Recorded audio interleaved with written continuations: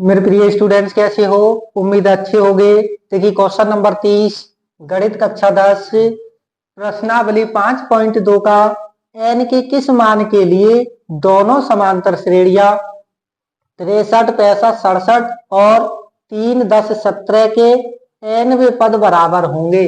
देखो 63, 65, 67 और 3, 10, 17 इन दोनों समांतर श्रेणियों में एक पद ऐसा होगा जो दोनों में समान होगा, बराबर होगा। देखो हल करते हैं। हमारा दिया है, पहली एपी दी है, एपी 63, 65, 67 ये दे दी हमारी प्रथम एपी। द्वितीय एपी इसको मान लेते हैं हम एपी 1 और ये हमारी एपी 2। अब देखो इसमें दिया है 3, 10, 17 ये हमारी AP they the 2।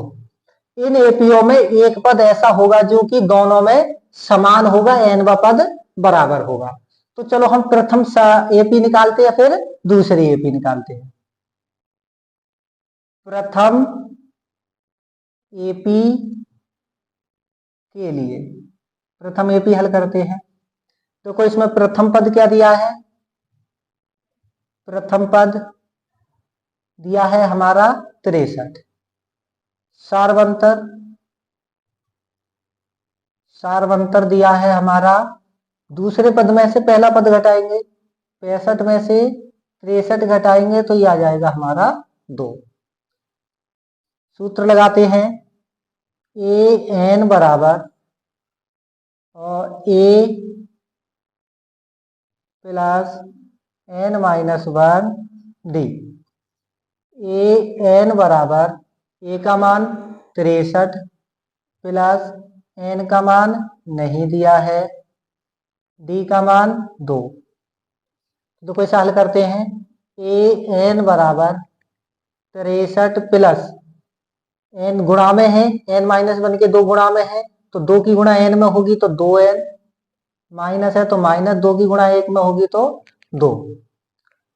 A N बराबर 63 प्लस का माइनस का 2, 63 में से 2 घटाएंगे तो 61 प्लस का 2n, ये हो गई हमारी समीकरण नंबर 1। देखो अब ये दूसरी एपी से करते हैं। दूसरी एपी के लिए, दूसरी एपी में प्रथम पद क्या दिया है? प्रथम पद हमारा दिया है 3। सारवंतर दिया है हमारा, दूसरे पद में से यानी 10 में से 3 घटा देंगे तो आ जाएगा 7। सूत्र लगाते हैं, ए एन बराबर ए plus N minus 1 D. A N बराबर ए का मान 3 प्लस एन का मान निकालना है, डी का मान 7।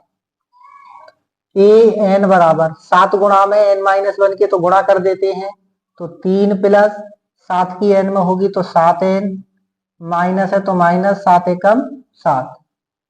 ए एन बराबर प्लस के 3 में से माइनस के 7 घटाएंगे तो माइनस के 4, प्लस है तो प्लस 7n, ये हो गई हमारी 2। देखो दोनों के nवें पद बराबर होंगे, दोनों के हम पद बराबर कर लेते हैं।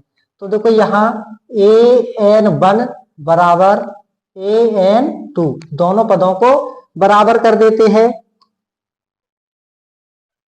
तो देखो an1 क्या दिया है हमारा 61 प्लस 2n बराबर an2 कितना दिया है? माइनस का 4 प्लस 7n।